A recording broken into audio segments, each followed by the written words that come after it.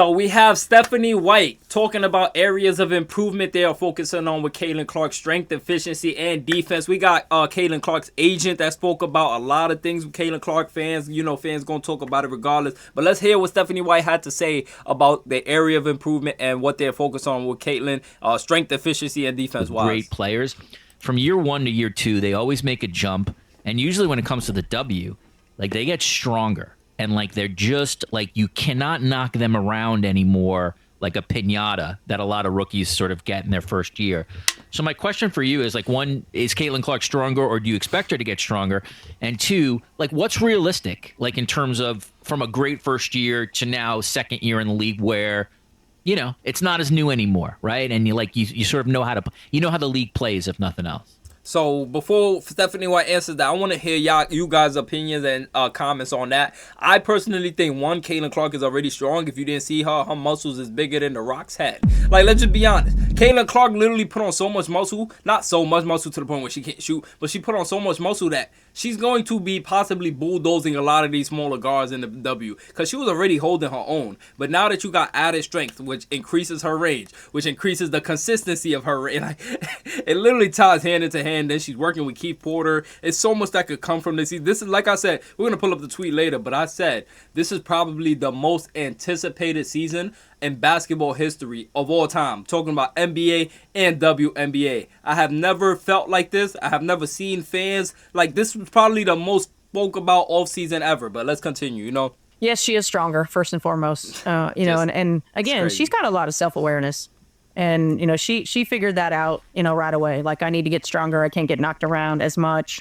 And so she's done a great job of getting in the weight room and really focusing on her areas that she needs to focus on in terms of strength, in terms of, low center of gravity, time under tension, like all of those things. I think the next step is efficiency. Right? Like not so many turnovers, higher field goal percentages. She knows what's coming. I mean, you saw that throughout the course of last year. I remember sitting in a press conference about midway through the season and just, continuing to get asked about Caitlin Clark and Indiana. And I'm like, guys, like, just relax. Like, they're going to figure it out. They've got to learn how to play together. She's thrown into this league right away and she's going to figure it out. And she did. She did. And she's going to see all kinds of coverages. She's going to see all kinds of matchups.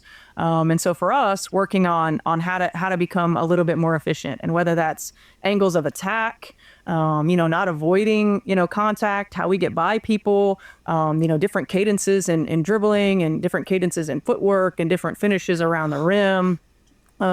Obviously, our job as a franchise, putting more pieces around her. Oh, wait, hold on. She just said, mind you, the Indiana Fever was just the most efficient team in the league already.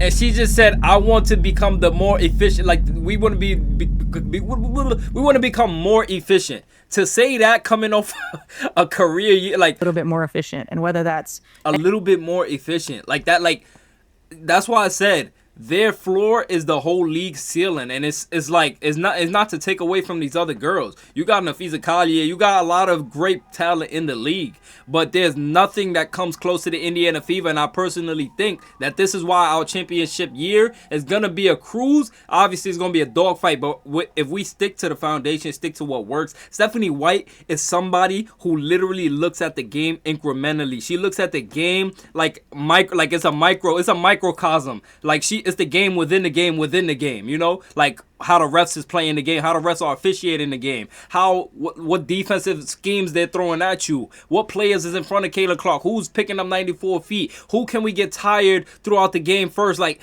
who can we pick on, who can we create a mismatch with Aaliyah Boston and Caitlin Clark in a pick and roll, or you could probably have Aaliyah set corner or on a short corner and have Wnba and Natasha Howard come screen Caitlin, and now you got a mismatch, you got a power forward on Caitlin, and now you got Natasha Howard or Dewana in the post with a smaller point guard on her. And so many, like, this is why I said we are the most versatile team in the league because of Caitlin Clark. Without her, none of this happens. this team goes as she goes. Like Kelsey Mitchell or Leah Boston, like none of these players we're naming playing alongside Caitlyn will be seeing these kind of looks, open looks, if they wasn't playing alongside Caitlyn. Because like I said, she's a gravity force. So this is just hand in hand. She's looking at the footwork. She's looking at all the little things that matters. And this is a prime reason why, a main reason why she went and brung over Keith Porter. She went and brung over the assistant coach Austin Kelly and angles of attack, not avoiding, contact, how we get by people.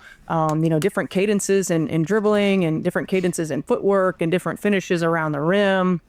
Obviously, our job as a franchise, putting more pieces around her, right? To be able to give. I mean, how do you guard when you've got 5 people on the floor that can shoot the ball? And then it becomes right. Then it becomes just experience. I think the challenge is when you're not playing in the off season, when you're just training in the off season, then it's rhythm and timing early, right? And then it's, there's a difference in how you catch the ball when you're training one-on-one versus how you catch the ball when we're training and when we're playing in a pickup game. There's a difference in game shape and basketball shape, not just from a conditioning standpoint, but from a rhythm and timing standpoint. Exactly. So that becomes the next challenge. But getting more efficient in everything that we do, for us, moving her off the ball a little bit more so she's not getting worn out in game, just handling the ball 94 feet.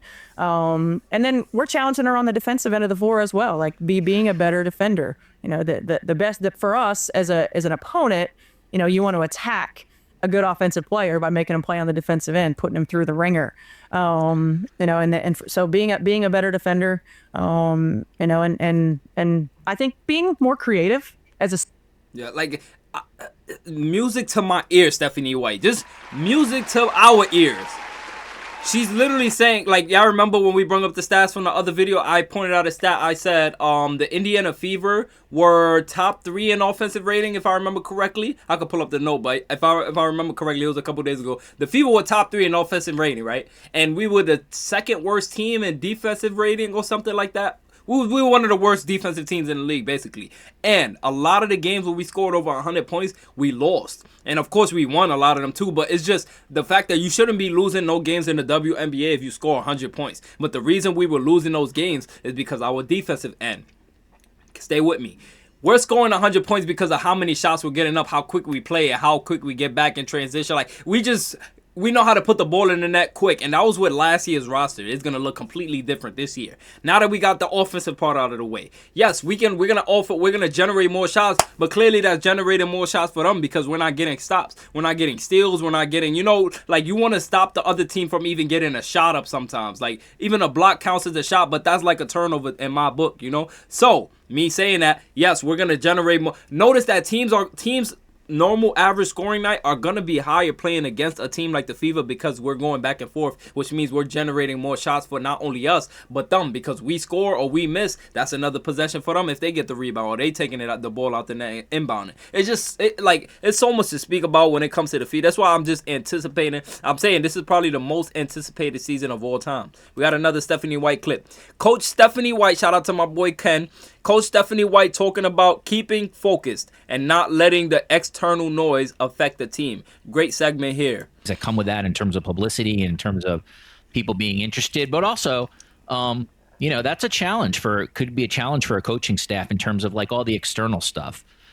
You've dealt with star players before, but just to be very realistic, Stephanie, you've never dealt with this kind of star player. So what are some of your thoughts just in terms of how you manage sort of I don't mean this pejoratively, but the circus kind of around her? Yeah, I think first and foremost, she does an outstanding job of managing it all. She's incredibly humble. She understands the big picture. I think her family. She views it. I think understanding her celebrity, number one, but number two, she's a Midwest kid, right? She's a Midwest person, and she is just who she is, and she tries to live her life in an authentic way, and but she's very much Taylor Swift 2.0, right? And so I think from my perspective and our staff, in our franchise, it's how do we help her navigate all of this? How do we help her protect her peace? Because it can be a lot. And how do we just be a resource for her? It's always a different level now with social media and with the fan engagement and all of the things now. But more than anything, we just want to help be a resource and help protect her. She's an incredible, I call it a kid. I mean, she's obviously a young woman, but she's just an incredible talent. She's an incredible human being. She works her tail off. There's a reason that she is who she is in terms of a player. And she's handled all of this with such grace and poise that most 23-year-olds wouldn't be able to. And so I give her parents a ton of credit. I give her a ton of credit. We just got to help her try to navigate it in the best way that we can. And from a coaching perspective, keep the main thing the main thing. Look, we want to protect her, certainly, help her protect her peace, and then help her continue to grow on the basketball court, help our team be the best team that we can be, help our players understand that sometimes you got to set it all down. Sometimes you got to minimize the noise around you. And we got to focus on what our job is. And our job is to put the best team and the best product on the floor that we're capable of doing. And I give our front office and management with Amber and Kelly a ton of credit. I mean, they have done an outstanding job in free agency and helping do that. And I think from our coaching perspective, we'll just continue to be very transparent in our communication. We will address elephants in the room. Certainly we're not afraid to do that. If we need to have difficult conversations, we have those difficult conversations. Oh, so she just gave away a dime. I think everybody just skipped over this last 5 seconds. I think people just skipped over. We will address elephants in the room. Certainly we're not afraid to do that. If we need to have difficult conversations, we have those difficult conversations. If we're going to address the elephant in the room. If we need to have difficult conversations, we're going to have difficult conversations with me, which means they are adults and they spoke about all the moves they did. So all the people that was worried about the Bree Turner and the Sydney Colson, just understand with that was Stephanie. You got to read between the lines. Stephanie White saying we don't push these buttons if we don't have these uncomfortable conversations. I'm pretty sure the conversation went like, listen, Kaylin, listen to Leah Kelsey. I know these women probably ain't, you know what I'm saying, been saying all these stuff. However, they can be utilized on this team. They can add to what we have here. We need safety nets. If a backup point guard, anything, we need something. Notice that those two signings specifically were people who don't get rotational minutes, but they're there for worst case, like injury and stuff. That's basically what I was trying to say the other day, What else we got over here? Oh, yeah, we got Caitlin Clark, agent, over here talking about Caitlin Clark's economic impact on WNBA and Indianapolis. It's unbelievable, and it's so exciting. A respected economist recently estimated that Caitlin was responsible for almost 27% of the W's league-wide economic activity for the 2024 season, including ticket sales, merchandise, television. Her economic impact on the city of Indianapolis alone is upwards of $36 million. And just to contrast that, when the NBA All-Star Game was in Indy, it was $400 million, right? But we're talking about one player. Yep. What's your reaction to hearing that? I'm not surprised to hear that. I mean, her impact is undeniable. And, I feel like we see that every day globally. I mean, the level of interest and kind of growth. And it's really amazing and it's really special. And it's been phenomenal for the entire league. And I think that's the most important thing. We're talking about a very specific snapshot and moment in time, in a way, the statistics that you just gave me. You could tell just by the way she talks, she's a little careful with her words. I don't want to mess up because I know how famous this girl is, and I know how quick people want to just take something positive and turn it to a negative. It's so sad. You gotta, when you even are surrounded by Caitlin, you gotta really carry yourself in this way. You can't even be your authentic self because people just want to find the bad in everything, no matter what, if you have good intentions or nothing. So you gotta say the right thing every single time. It's not like you saying the wrong thing, but y'all get what I'm trying to say, right? But the tail on that is the media rights deal, the CBA negotiation, all of these things that benefit the entire player body and future players. So for me, the most important thing always has been getting the WNBA players, women's professional basketball players, paid for what they do on the court. I mean, we can talk about how they're incredible at their social media and marketing themselves, and they're engaged and they do a phenomenal job for brands. But the reality is that the goal is always that none of it is anything without how they play their sport, the main thing. So how do we get them paid appropriately for that? So she's trying her best to not single Kaylin out. And I'm gonna be honest, as her agent, I feel like you gotta go ride or die for it. Hey, that's just me. But I understand it though. You know, like I said, I could look out my perspective and see she just don't want to cause no unnecessary drama, stir the pot or nothing. But you know, that's the big impact, and that's what we're pushing towards. I follow all the dialogue in the media about what should pairs be played, and the WNBA this, and I understand. What I don't understand is why today's players are being held hostage by business decisions made by league executives and front office members. I mean, they were like playing AAU or even younger at this point. The WNBA has suffered from underinvestment for a long time. And it's crazy because the WNBA wasn't really the ones investing. It was the NBA. Glad everybody has seen the light and is now engaged and providing more resources and more opportunity. But the reality is that today's players should not be penalized for a lack of investment over time that's been made at the business level. It has nothing to do with them. The players that play in the league have, for their entire lives, most of them since they first picked up a basketball at 3 years old, done nothing but work their hardest, develop their game, invest their own resources in terms of coaching, training, nutrition, and all the other things it takes to be a professional athlete, and then achieved the highest level in college, which up until recently they were not able to benefit from. Exactly. And now they are professional basketball players who are expected to maintain this extraordinary elite level. Think about it. Like with Kate, like oh my God, it's hard. It's hard to read between the lines with somebody that's actually directly connected to Kaylin, but is on Kaylin's side saying things that, like she's trying to generalize it. Like it's no generalizing Kaylin. It's no generalizing it. Kaylin Clark is one of one. It's okay. You gotta say it. It's a one of one talent. Like, sorry to whoever fell away. There's nobody that's ever came and did what she did. It's just that simple. It's like, what we gonna do when somebody else does come through and do what she do, which I highly doubt, then we'll go move on and give them their flowers, the next generation. But until now, we have never seen a Kaylin Clark. You gotta understand this, right? Stephen A. Smith wanted a certain amount of money from ESPN. I remember seeing a story like that. It was a crazy price at first. I think I forgot the number, but Stephen A. Smith wanted a certain amount that no reporter has ever been paid for, right? If Stephen A. gets this contract, every reporter behind Stephen A. gets this contract. It's the same exact thing with Kaylin Clark. You push this girl to the forefront. What does that say about the rest of the girls? They get pushed right along with her. They just in line now. They get not the crumbs, but Kaylin is so big. Her crumbs is a full course meal. Right? Like, right or right. You get what I'm saying?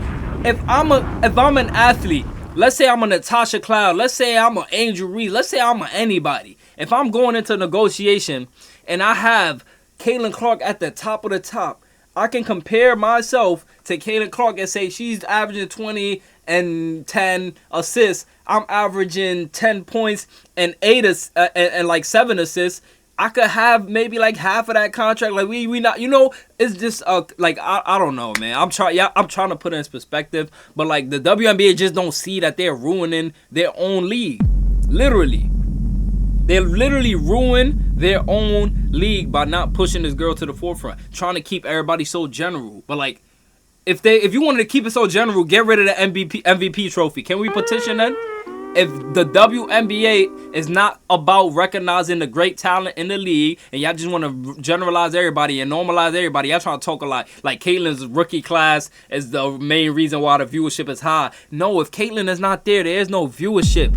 Like people don't use their brains, and I don't understand it no more. People just want to act oblivious to the obvious, but it is what it is. The real know the real. There's never been these numbers till Kaylin Clark came. The numbers don't lie. WNBA, Kaylin Clark's games outshine all WNBA games, playoff games. Like, the numbers is incomparable. I'm gonna be honest. But listen, man, short little edition. This is not even a Fever Friday. This is just back to Fever news. You know, just let me know if y'all like these random bombs, and I'll drop more like this. I'm gonna see you guys in the next one, probably Friday most likely, since it's Wednesday. I'm gonna see you guys in the next reaction. It's your boy Venom. Let's go.